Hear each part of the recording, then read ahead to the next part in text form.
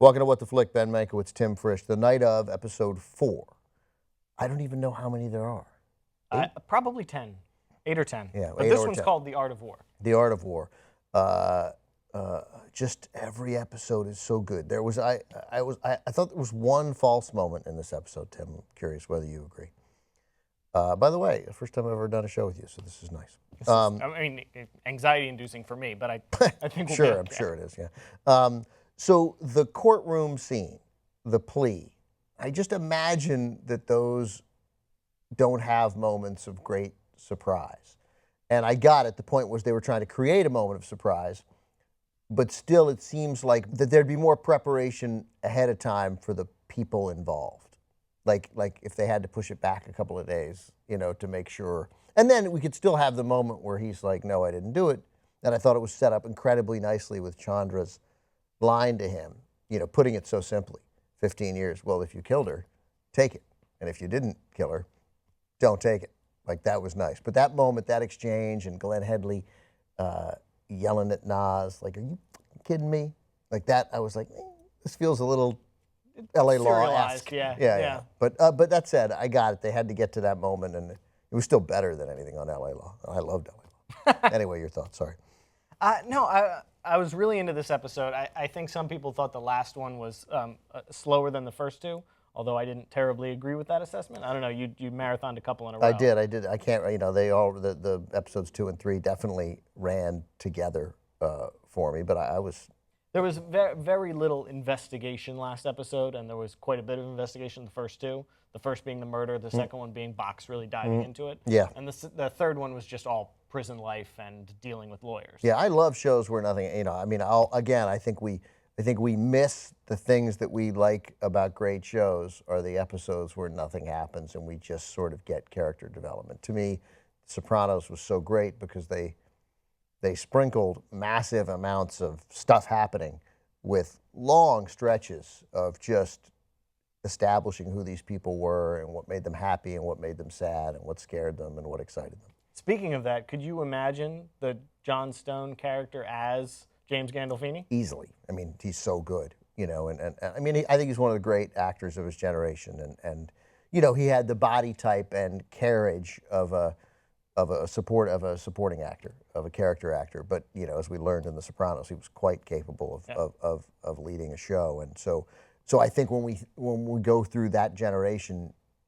will he be quickly included among the greatest of that generation? I think he ought to be. I think he's unquestionably in that top tier. And I think Turturro brings something else really interesting to it. I mean, a great and a nice story that Turturro, that they were friends, and so it's nice that he's doing this part. But I don't think anybody'd be better than Gandolfini. Turturro is so good at like downtrodden and beaten and hard on his luck and like pathetic Right, but without making that too stereotypical, too hammy was what I was going to say, and that's definitely the wrong word. But Turturro because he's that way. He's all those things you said, sort of depressed, down on his luck, but still, when Jeannie Berlin turns around to him and goes, Johnny, that was really uncalled for.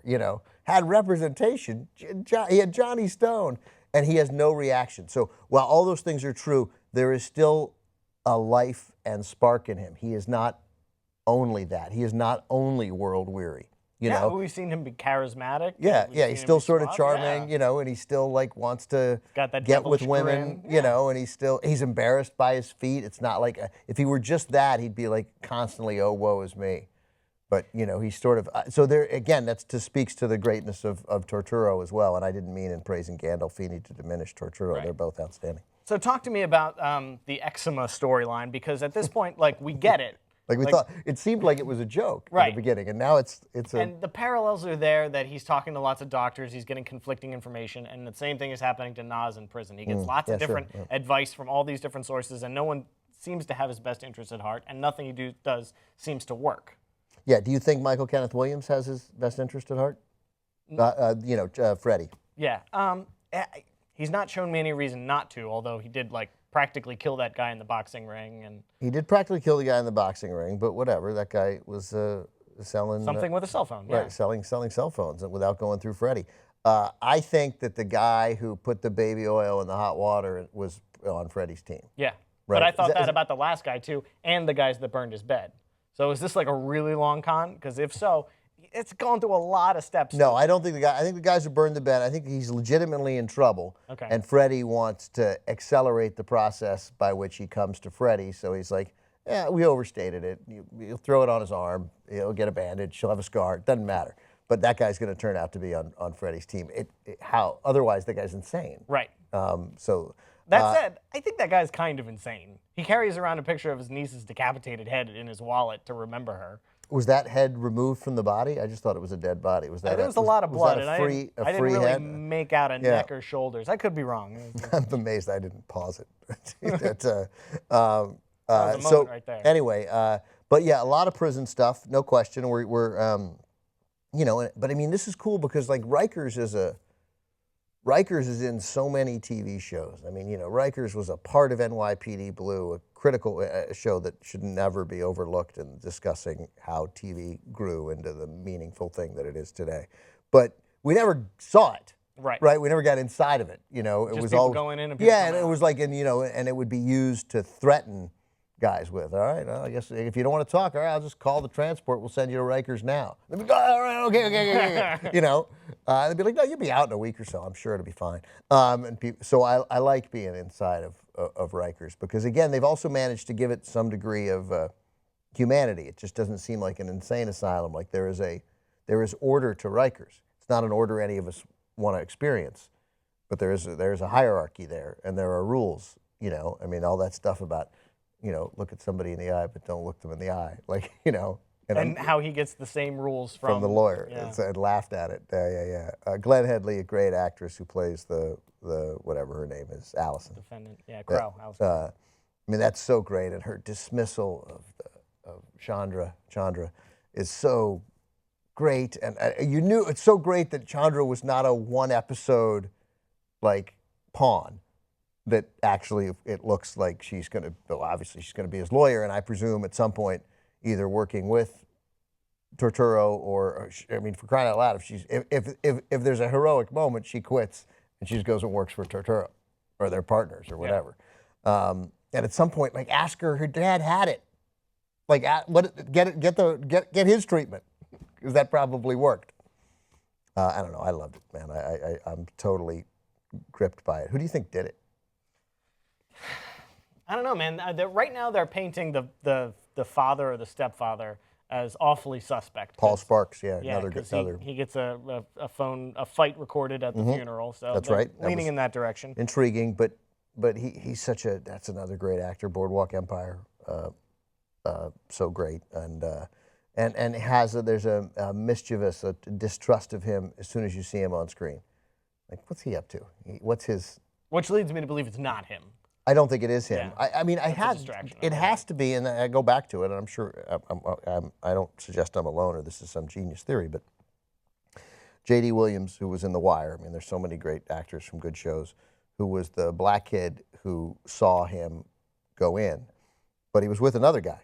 Yeah. Right? And then when Box asked him, were you alone? He said yes. Yeah. So where's that other guy?